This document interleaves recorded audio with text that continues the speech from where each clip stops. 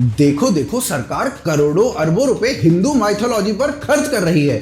एक ऐसी नदी जिसका जिक्र ऋग्वेद में है, वो कभी वैसे तो थी ही नहीं और ना कभी होगी, उसे ढूंढने चले हैं। ऋग्वेद तो फेक है, एक माइथोलॉजी है। अब बताओ, विज्ञान के इस युग में माइथोलॉजी पर करोड़ों रुपया खर्च किया जा रहा है।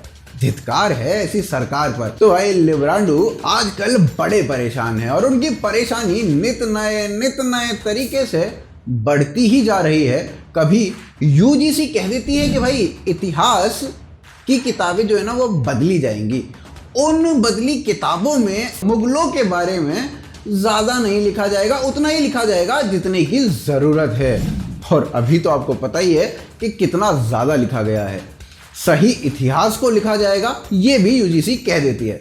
तो भाई कभी लिब्रांडो इस बात पे चिढ़ जाते हैं कि चारों धामों को जोड़ने के लिए 12,000 करोड़ रुपए का प्रोजेक्ट लेकर 4 लेन की सड़कें बनाई जा रही हैं। तो कभी इस बात पर उनको चुरने लग जाते हैं कि काशी विश्वनाथ कॉरिडोर को बनाया जा रहा है। और अब एक ऐसे प्रोजेक्ट की खुदाई के लिए सरकार ने मंजूरी दे दी है जो भाई इनके सारे आज तक के झूठों को तार तार कर देगी।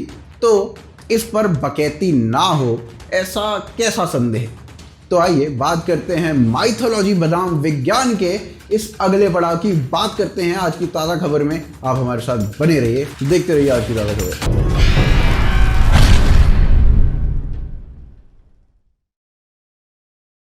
तो दोस्तों सीधा चलते हैं साल 2005 में और बात करते हैं उत्तर प्रदेश में डॉक्टर शर्मा की अगुवाई में चल रही एक खुदाई के बारे में।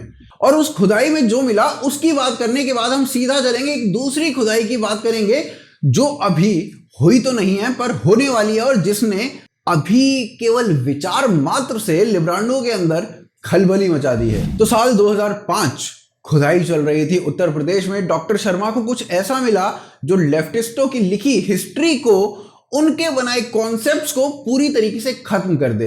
हिंदू सभ्यता में नारी को दबाया जाता था, कुचला जाता था, ऐसे नैरेटिव्स के साथ लिब्रांडो चल रहे थे। उन्होंने कहा था कि आर्यंस बाहर से आए थे और वो तो यूरोपी थे। उन्होंने द्रविड़ों को धकेल दिया साउथ की ओर और यानी आर्यन इन्वेजन थ्योरी। सब कुछ इस खुदाई से खत्म हो सकता था। और जैसे ही डॉक्टर शर्मा को चीजें मिलनी शुरू होती हैं, वैसे ही कांग्रेस की तत्कालीन सरकार ने इस प्रोजेक्ट से अपने हाथ खींच लिए और इसे इंडेफिनेटली बंद कर दिया। आप वैसे तो समझ गए होंगे अब तक कि क्यों कांग्रेस की सरकार ने ऐसा कर दिया।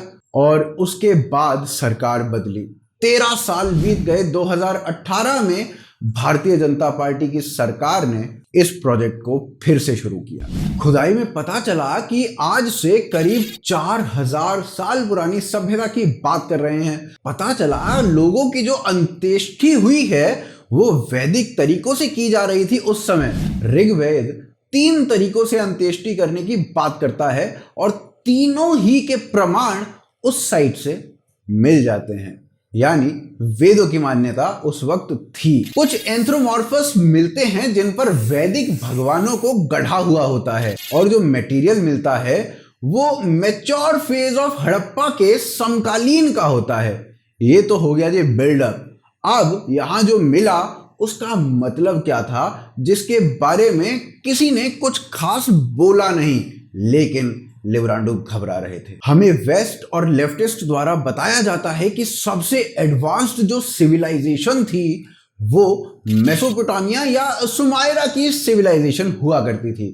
मगर यहां यानी उत्तर प्रदेश के सिनौली में जो मिला वो मेसोपोटामिया की सिविलाइजेशन से बहुत एडवांस था। चाहे यहां पर मिले हथियार हो या फिर हो रथ। ओ हाँ, वैसे रथ तो हमें बताया गया था कि भारत में रथ हुआ ही नहीं करते थे, वो तो ईरानी लेकर आए थे, आर्यन लेकर आए थे। मगर इस साइट पर रथ भी मिल जाते हैं और वो रथ मेसोपोटामिया से ज्यादा एडवांस होते हैं। घोड़े उन्हें चलाते हैं, उन पर युद्ध लड़ा जा सकता है। और ऐसे कि लोग इस बात को मानते हैं कि इन रथों के ऊपर युद्ध लड़ा जाता था। लेकिन इंडिया में कभी नहीं मिली थी चैरियट, हमें अब तक नहीं मिला। उस चैरियट को राइड करने वाला जो बंदा है, जो वॉरियर है, वो कौन है? मगर स्क्रॉल कह देती है कि नहीं भाई नहीं, इन पर युद्ध तो लड़ा ही नहीं जा सकता क्योंकि ये भारत में मिले हैं। और उसके लिए ये एक एग्जाम्पल भी आपको देते हैं, एक प्रूफ भी देने की कोशिश करते हैं कि भारत में ना घोड़े नहीं होते थे। अब जब घोड़े भारत में नेटिव हैं ही नहीं तो रथ कौन चलाता था? तो भाई इन लोगों के लिए मैं बता दूं कि गेंडे और घोड़े इनकी जो उत्पत्ति है ये हुई ही भारत में है। अब जब ये बात सामने आ जाती है तो उसके बाद प्रिंट एक दूसरा आर्टिकल छाप देता है जिसमें लिखता है कि घोड़े ना भारत में थे तो सही मगर 8000 साल पहले खत्म हो गए थे।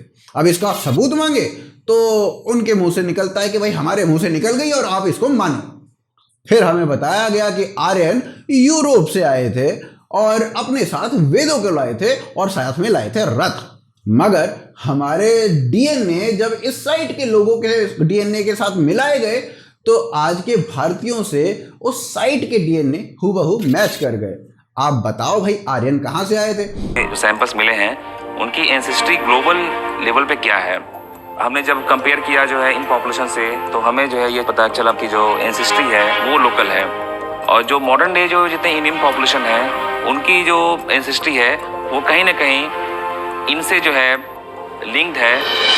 बट जो अभी जो फाइंडिंग है उसमें हमें कोई सेंट्रल एशियन कंपोनेंट्स या यूरोपियन कंपोनेंट्स नहीं मिल रहा है। और दूसरी बात ये कि ये जो साइट है इसका हड़प्पा से कुछ लेना देना नहीं है। अभी तक ये कहा जाता था कि हड़प्पा का रिलेशन है आर्यंस के साथ। अब ये जो साइट है इसका हड़प्पा से कुछ लेना देना ही नहीं है तो ये थ्योरी यानी कि आर्यन इन्वेजन थ्योरी पूरी तरीके से फेल हो जाती है। फिर जो बॉडीज मिली सिनौली में उनमें औरतों की भी बॉडी थी और पता चला कि औरतें वॉरियर्स हुआ करती थी यानी लड़ाई में जाया करती थी यानी शतरानी यानी औरतों और मर्दों में कोई भेद नहीं यानी भारत में हिंदू औरतों पर सितम नहीं किया जाता था यानी पेट्रियार्की की जो स्टोरी है जो थ्योरी है वो भी फेल।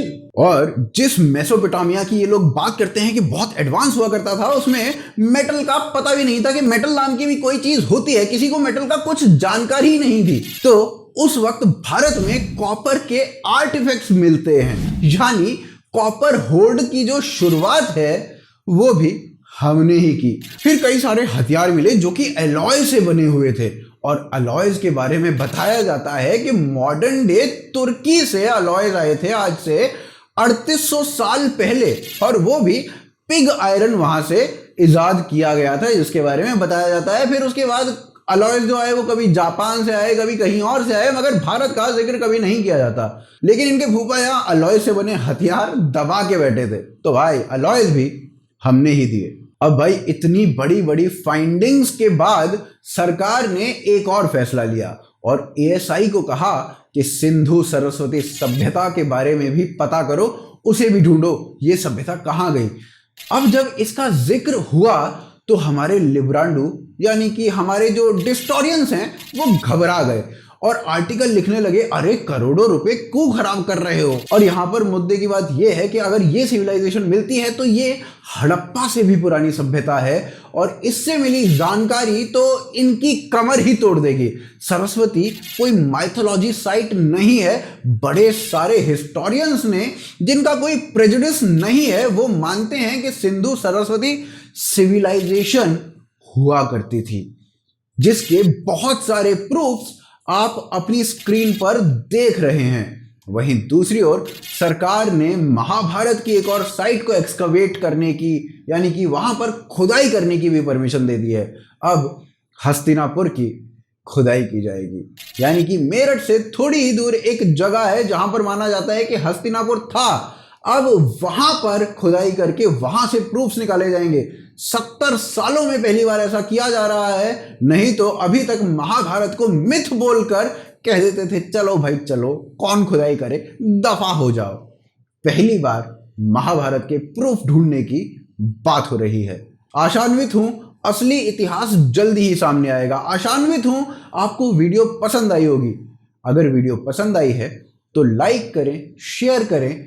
आपको अगर हमारी मर्चेंडाइज लेनी है तो आप भोकालफैक्ट्री.com पर जा सकते हैं और मर्चेंडाइज को ले सकते हैं। इसका जो लिंक है वो नीचे पिन कमेंट में दिया गया है। साथ ही साथ अगर आप हमें मदद करना चाहते हैं तो आप पेट्रियन के थ्रू या ज्वाइन बटन के थ्रू हेल्प कर सकते हैं। उनके लिंक्स भी नीचे पिन कमेंट और डिस्क्रिप्शन में दिए गए हैं। उसके अलावा आप हमें ट्विटर, फेसबुक, इंस्टाग्राम पर फॉलो कर सकते हैं। उनके लिंक्स भी नीचे दिए गए हैं। आप देख रहे हैं आज की ताज़ा खबर। जय हिंद, जय भारत।